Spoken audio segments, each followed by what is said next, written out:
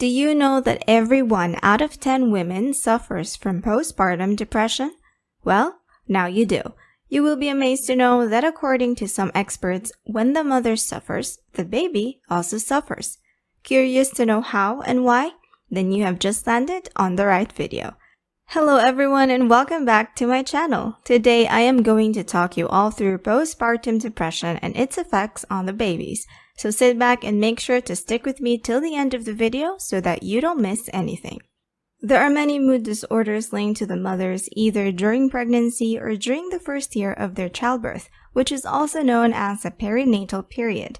But yet this problem is yet considered unnecessary and even a luxury in many countries, among which is South Africa, which stays on top of the maternal health ignorance.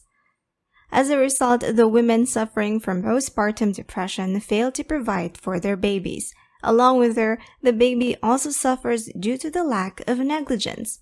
Though the physical health is also under question when suffering from PPD, but it is also directly or indirectly related to the child.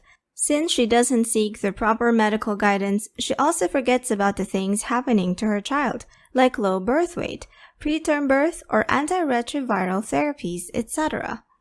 Malawi is considered one of the countries where almost 10% of women are living with HIV and has also reported the highest maternal mortality rate. Not only that, mothers suffering from PPD are also known to suffer from depression and even some chronic diseases later in life. But despite that fact, there is nothing much done on maternal health.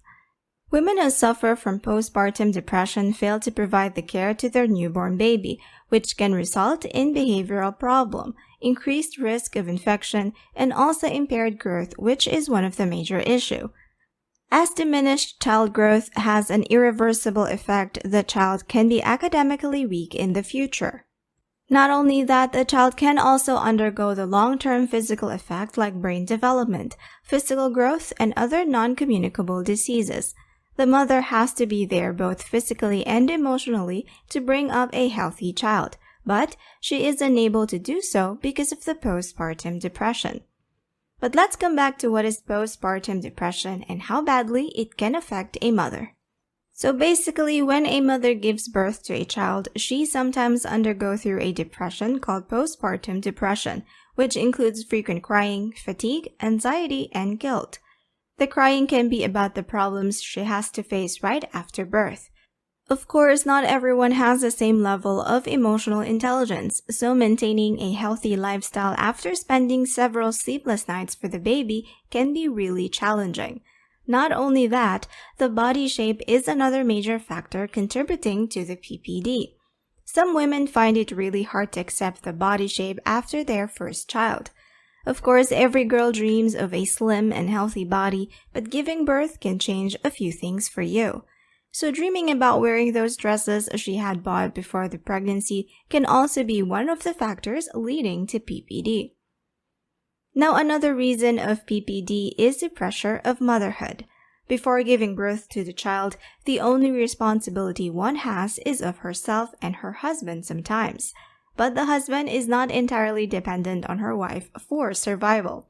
But a mother is everything to a child, and without her, the child can barely survive. From feeding to taking care, a mother has to do everything. So questions like, will I be a good mother, can really haunt some women and result in depression. Like the video so far? Then make sure to give this video a big thumbs up, as a little action from you can help our channel grow tremendously. Now let's get back to the video. Now, the PPD is divided into 3 disorders known as baby blues, which occurs in the first week after birth and is characterized by bouts of crying, postpartum depression, and postpartum psychosis, which is the severe form of PPD. Now, if you know someone who is going through anxiety and troubled sleep after the birth of her first child, then she may be going through PPD, and trust me, you want to go to the doctor and seek medical help as it can really affect your child. And here is the breakdown of how a baby suffers when the mother suffers. The postnatal bonding is the bonding between the mother and the baby. The way you connect to your baby affects how he is gonna turn out in the future. So if you don't have the proper time to read books and poems to your baby, then you will have trouble bonding with him. Your baby might feel attracted to other people as compared to you and will find comfort in sharing secrets with others rather than you. Your child might also have different behavioral problems, including the learning ones, sleeping schedule, and eating behavior as well. Your child might also be at risk of developmental disorders, including obesity. And not to mention, a mother is more capable of skipping the child's pediatrics appointment if she is going through postpartum depression. How to cope with it? It's totally normal to feel anxious after the childbirth, but you can make it easy for you and your baby by seeking out medical help. Don't suffer alone, as you can always find someone to talk to, maybe a therapist or your family friend. You can also join a support group, but make sure that you are eating properly and maintaining a healthy diet.